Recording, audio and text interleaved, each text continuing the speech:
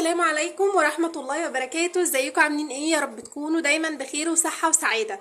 النهاردة بقى ميزانية 1500 جنيه من 3 ل5 افراد ان شاء الله، يعني تمشي معاكم 3 وتمشي معاكم 5 افراد.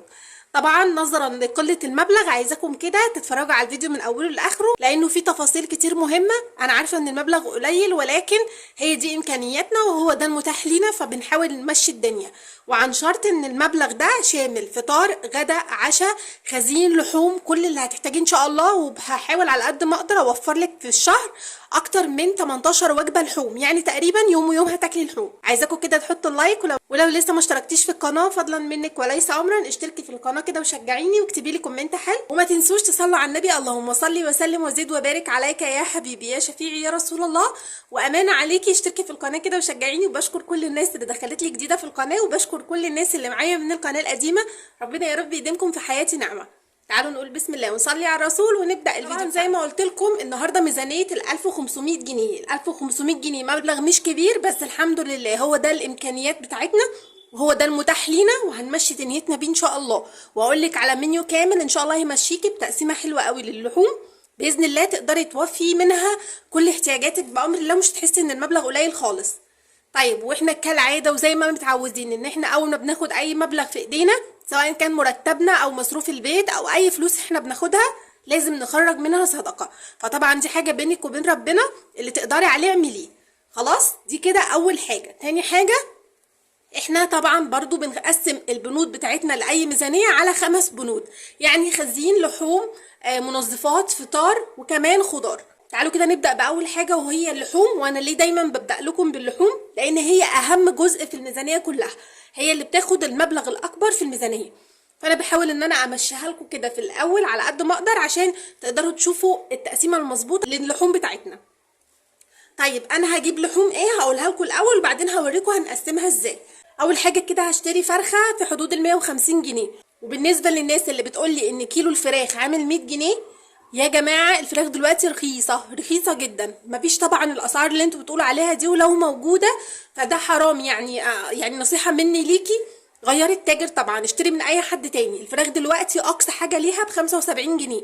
وكل واحده فيكم بتتابعني تكتب لي تحت في التعليقات الكيلو الفراخ عندها بكام. انا عن نفسي عندي هنا بتبدا من 70 ل 75 جنيه. خلاص، ففرخه ب 150 جنيه تبقى تقريبا 2 كيلو بالظبط. اظن دي حاجه كويسه جدا. خلاص، كمان هنشتري 2 كيلو اجنحه، وكيلو الاجنحه عندي انا ب 45 جنيه.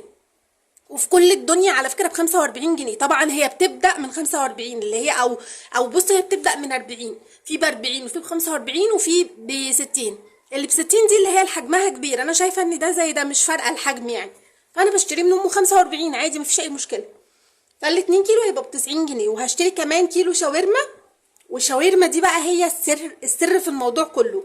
الشاورما دي يا جماعه هي فتافيت البانيه او فتافيت الفراخ، عارفينها؟ دي بتبقى عباره عن ايه؟ بتبقى عباره عن بتاع الفراخ، مش هو مثلا بيخلي بانيه وبيخلي الصدور وبيخلي الشيش طاووق والكلام ده كله.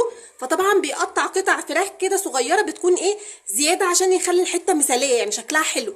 فبيقطع بقى الحتت دي كلها وبيبيعها عادي. بيجمعوها ساعات، هم بياخدوها ليهم الصنايعيه اللي شغالين في المكان، وكمان بيبيعوها عادي جدا. فانت طبعا توصيه قبلها بيوم، لان لو انت عايزاها دي بتوصيه عليها، بتقولي له انا عايزه فتافيت البانيه او الشاورما، هو بيسميها شاورما، او تنظيف الفراخ. هي يا جماعه بيكون شكلها هي فراخ ما فيهاش ولا عظم ولا فيها دهون، لان طبعا معروف ان الفراخ ولا فيها دهون ولا حاجه. هي بتكون قطع فراخ صغننه كده، فتافيت، بتبقى فايده منهم مكان التنظيف والتقطيع. تمام، فدي بتبقى حلوه قوي، تقدري تعمليها معامله اللحمه المفرومه، وتقدري تعملي منها وصفات كتير جدا.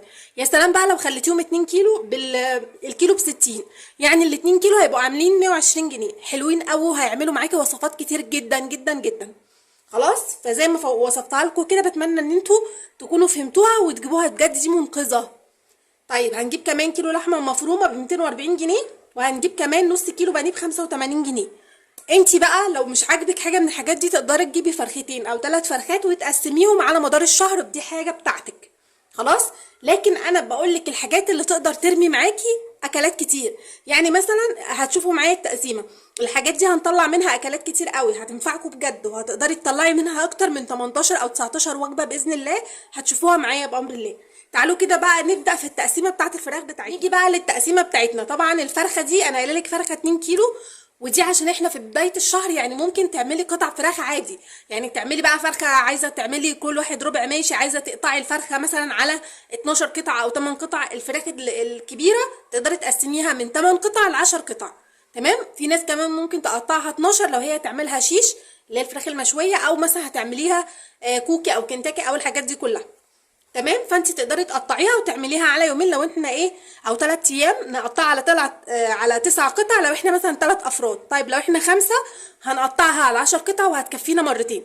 يعني اصبح ان الفرخه دي هنتكلم على اننا 5 افراد هتكفينا مرتين طبختين. تقدري بقى تسلقيها، تقدري تحمريها، تقدري تعمليها مشويه، اللي يريحك. خلاص، ادي كده دي الفرخه.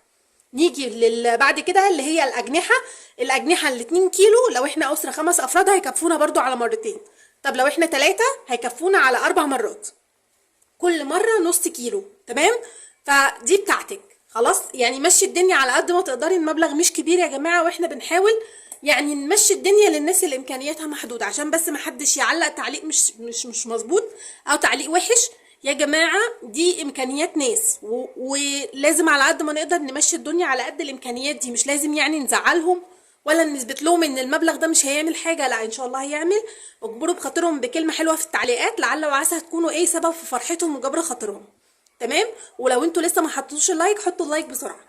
خلاص كده يا ولاد، يعني احنا كده الاجنحه هنتكلم على اننا برضو 5 افراد. ادي بقى معايا 3 وجبات من الاجنحه، يعني بقى معايا 3 وجبات لو احنا 5 افراد. انت كنت قلتي يا ام محمد ان احنا هنمشيها وجبتين، لا لقيتها ان هي كتير، يعني هنمشي في كل مره كيلو الا ربع، والمره الاخيره نص كيلو عادي، مش هتقول لا، تمام، عشان نمشي الدنيا.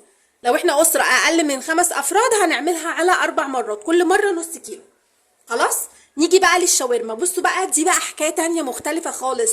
بصوا يا ولاد، الشاورما زي ما قلت لك تقدري تعملي منها وصفات كتير وتعمليها معامله اللحمه المفرومه، وفي ناس كتير بتزودها برضو فول صويا. ولكن انا الفراخ لما باجي اطحنها مش بزودها فول صويا خالص، ما بحطش عليها غير الاضافات الطبيعيه اللي هي بصل، التوابل، الكلام ده كله.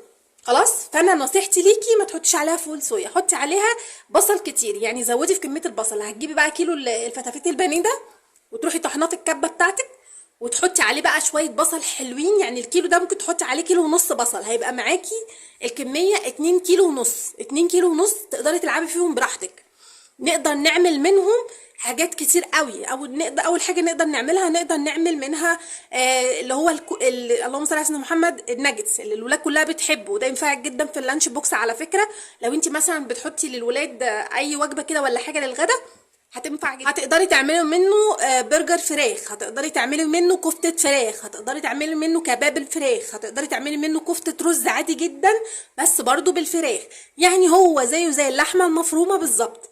طيب احنا دلوقتي قلنا الكيلو بقى معايا 2 كيلو ونص، طبعا بعد اضافة البصل، وممكن تحطي كمان شوية خضرة لو انت مثلا هتعملي اللي هو الكباب. وطبعا تقدري تعملي سيرش وتعرفي بالظبط بيتعمل ازاي، وحلو قوي.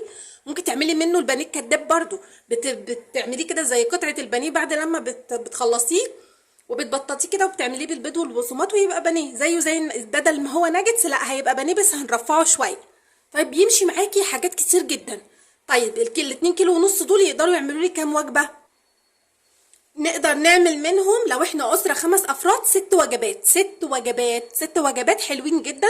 طبعا كل حاجه احنا دلوقتي بنعملها بالعدد، ايا كانت عدد افراد الاسره بنعمل بالعدد، لكل واحد يا قطعه يا قطعتين، مش اكتر من كده. وما تزوديش عشان يعني تمشي دنيتك. خلاص، هو لا بخل ولا هو حرمان، هو توفير. احنا بنوفر عشان نقدر ناكل الولاد وناكل البيت كويس، يعني الحمد لله، ونمشي الدنيا. خلاص، فاصبح ان انا معايا شاورمه الفراخ دي عملت لي كام وجبه؟ 6 وجبات. خلاص، نيجي بقى للحمه المفرومه. واللحمه المفرومه مش هزود لكم في الموضوع، اللحمه المفرومه زيها زي شاورمه الفراخ دي بالظبط، بس الفرق ان انا بضيف عليها بدل البصل بس، لا انا بضيف كمان فول صويا على اللحمه. يعني بحط على كيلو لحمه ده بحط عليه تقريبا 10 جنيه فول صويا، بنقعه كويس واصفيه وبعدين اضيفه على اللحمه. كيلو اللحمه معايا هيبقى 2 كيلو زي الفل. هيعملوا لي من 8 ل 9 وجبات لو احنا اسره 5 افراد. لو احنا اسره فردين ل3 ممكن يعملوا لي اكتر من 10 وجبات بالعدد يا جماعه، بالعدد. ومشوا الدنيا. الناس اللي بتقول لك ربع كيلو قليل، والله والله والله المبلغ مش كبير يا جماعه، واحنا بنمشي الدنيا. ما ينفعش ان احنا ناكل يوم في الشهر ولا يومين في الشهر ولا يوم في الاسبوع ونقعد باقي الاسبوع كده ما بناكلش. لا، انا بحاول اوفر لك الحاجات اللي تاكلي منها طول الوقت، وفي نفس الوقت تكون امكانياتك ايه مظبوطه. يعني انت مش الحمد لله ولا محرومه، والحمد لله بيتك مليان وعمران. برضو طبعا انت اشطر مني وتقدري توظفيها في حاجات كتير جدا. ممكن بقى تعملي حواوشي، تعملي برجر، تعملي كفته داوود باشا، كفته رز، عصاجي، واعملي صواني، عيشي حياتك، مسقعه باللحمه المفرومه، الحاجات دي كلها. ونصيحتي ليكي اليوم مثلا اللي هتعملي فيه حاجه محشيه لحمه مفرومه ما نعملش جنبها اي نوع لحوم تاني. خلاص، دي كده 6 وجبات من اللحم المفروم. خلاص. طيب اخر حاجه معايا هو البانيه. البانيه بقى انا هرفع عليكم، مش هقول لك بقى اعملي فيه اي حاجه. البانيه ده هنعمله على مرتين، كل مره ربع كيلو. هعمله مره ستريبس ومره بانيه عادي، بس كده مش اكتر من كده. خلاص. ادي بقى معايا وجبتين بانيه. تعالوا كده نعد وجبات اللحوم من ال 625 جنيه. ادي يومين 3 4 5 5 و2 ادي 7 و12 اللي هم الستة والستة يبقوا 19 وجبة. 19 وجبة في خلال الشهر. زي ما انا قلت لكم في اول الفيديو، انا هخليكي تعملي من 19 او 15، يعني في الحدود دي 19 وجبة، يعني تقريبا يوم ويوم او اكتر كمان من يوم ويوم بتاكلي لحوم. اظن حاجة مظبوطة جدا، وكل المبلغ 625 جنيه عملت منه كل ده. يعني بسم الله ما شاء الله لا قوة الا بالله، مفيش اقتصاد وتوفير اكتر من كده. خلاص. نيجي بقى للبند اللي بعد كده، هو الخزين. هجيب 3 كيلو رز، الكيلو ب 20 جنيه، عندي انا ب 20، بيبقى من 20 ل 25. هاتي اللي على قده الكويس اللي يمشي معاكي ويوفر لك. ال 3 كيلو ب 60 جنيه. وهنجيب 3 كيلو مكرونه، منهم مثلا كيلو الا ربع شعريه او كيلو شعريه، والباقي هجيب مكرونه انصاص. برضو الكيلو عندي ب 20 جنيه، يعني بقى معاكي 60 جنيه. هجيب 3 كيلو دقيق لانه هينفعني جدا. هقدر اعمل منه معجنات، اقدر اعمل منه حاجات كتير للفطار، اقدر اعمل منه مثلا كيك بتاع. هيوفر لي طبعا من الحاجات الاقتصاديه اللي بتوفر لك جدا هو الدقيق. خلاص، ب 60 جنيه. هجيب كمان توابل في حدود ال 50 جنيه. وهجيب بقوليات ب 100 جنيه. ايه البقوليات؟ يعني ب 10 جنيه مثلا فاصوليا بيضه، 10 جنيه لوبيا، 10 جنيه عدس بجبه، 10 جنيه عدس اصفر، 10 جنيه مثلا حمص، 10 جنيه كده. مشي الدنيا بعشرات. هتجيبي 10 حاجات على 10 جنيه، بقى معاكي الحاجات دي كلها ب 100 جنيه.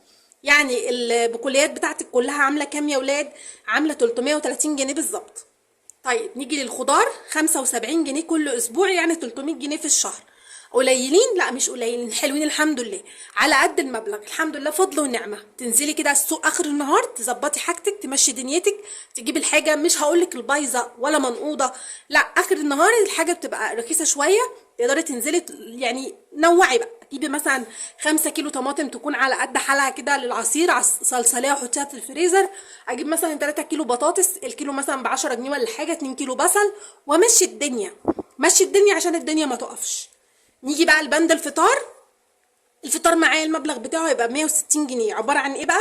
هنجيب كيلو فول تدميس ب 30 جنيه، هنجيب نص كيلو فول مدشوش ب 15 جنيه، هنجيب ب 50 جنيه بيض، وهنجيب ب 50 جنيه جبنه قريش. تمام. دول كده طبعا هتدمسي الفول وتحطيه في اكياس في الفريزر، ونفس الكلام في الفول المدشوش، هتعملي طعميه وتشيليه في الفريزر، بقى معاكي الفول والطعميه بتوع الشهر كله. ومعاكي 50 جنيه بيض، يعني تقريبا كام 10 بيضات، او تقريبا 11 او 12 بيضه، لان البيض رخيص دلوقتي. برضو هينفعوكي ان شاء الله باذن الله، باذن الله هينفعوكي، وهيبقوا موجودين عندك في التلاجة ومليانها. وب 50 جنيه جبنه قريش، حاجه كده اقتصاديه وموفره، وفي نفس الوقت ايه، يوم جبنه بقوطه مش عارف ايه، حته جبنه الصبح جنب الفطار، يعني دول تقريبا نص كيلو. خلاص. نيجي بقى للمنظفات. 100 جنيه منظفات، وتشتريها سايبه، مفيش كلام تاني. هو بصوا، الكيلو المنظفات عندي انا بيبدا من 5 ل 8.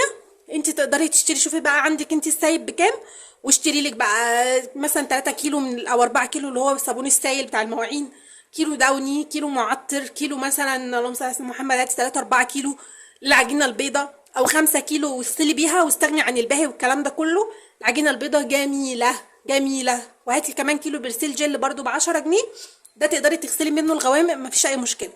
ومشي دنيتك على قد المبلغ اللي معاكي، وبفضل ربنا ان شاء الله هيكفي ويفيه. يا رب تكونوا استفدتوا من الفيديو. بحبكم جدا في الله، وبشكركم جدا على دعمكم وتفاعلكم. متنسونيش باللايك والاشتراك في القناه وكومنت حلو. صلوا على النبي كتير. اشوفكم في الفيديو الجاي. السلام عليكم ورحمه الله وبركاته.